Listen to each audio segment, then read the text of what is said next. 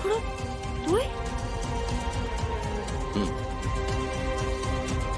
মা কেমন আছে? মা ফাইট করছে, ফাইট করছে বুঝলি, এবারে হেভি যোদ্ধাদের মতো আমার যুদ্ধ করছে। একদম ফাইটারদের মতো ফাইট করছে। জানিস আমার আমার মায়ের ওই মাথার ফুলিগুলো না খুলেছে, খুলে খুলে অপারেশন চলছে।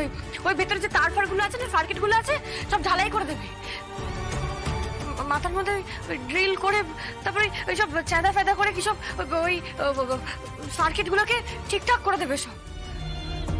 আমার আমার মায়ের হেভি ব্যথা হবে বল, হেভি কষ্ট হবে, হেভি ব্যথা হবে, তাই না রে? না না, ব্যথা কেন হবে? ওর কোনো জ্ঞান নেই, অ্যানাস্থেসিয়া করা হয়েছে। আরে সেটাই তো বলছিলাম আমি। ওই আমার মায়ের মাথার ভেতরে না ওই কি সব ড্রিল ফিল করে তারপর কি সব ছেদা ফেদা করে না ওই অ্যান্টিবায়োটিক মাসিমা ও অপারেশনটা করবে, বুঝলি তো? ওই ওই অ্যান্টিবায়োটিক মাসিমাকে না হেভি কুর্নিশ সমস্ত ডাক্তারদেরকে হেভি কুর্নিশ।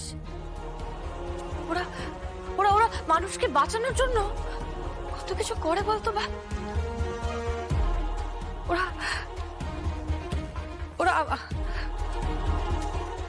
আমার মাটাকেও বাঁচিয়ে দেবে। ওরা তো ভগবানের মতন বল, আমার মাকেও বাঁচিয়ে নেবে, ঠিক ঠিক বাঁচিয়ে নেবে। ওই অ্যান্টিবায়োটিক মাসিমা, ওর জন্য আমার মাটাকে হুইল চেয়ারে বসতে হয়েছিল।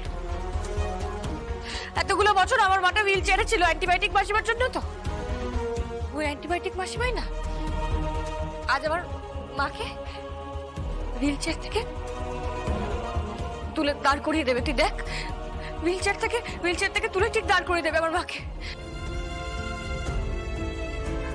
এই মেনন করো, দাঁড়া না বাপ, কথা বলছি তো, দেখতে পাচ্ছিস না কথা বলছি? আর আমার টেনশন হচ্ছে তো। আমি মেনন করোর সাথে কথা বললে আমার টেনশনটা একটু কমবে। দাঁড়া না একটু। এই মেনন করো,